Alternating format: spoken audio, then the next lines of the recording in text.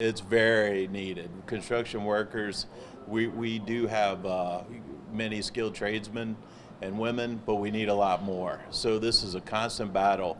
I mean, it's great. The economic development we're seeing here in North Alabama is just superb. Everybody's wanting to move here, which is great being in the construction industry. We got to make sure we have the workers to be able to meet that demand because more and more people are wanting to build, and it's just continuing to take up so many resources. So we're trying to make sure we backfill people that are retiring. We're getting them trained and ready to build those buildings.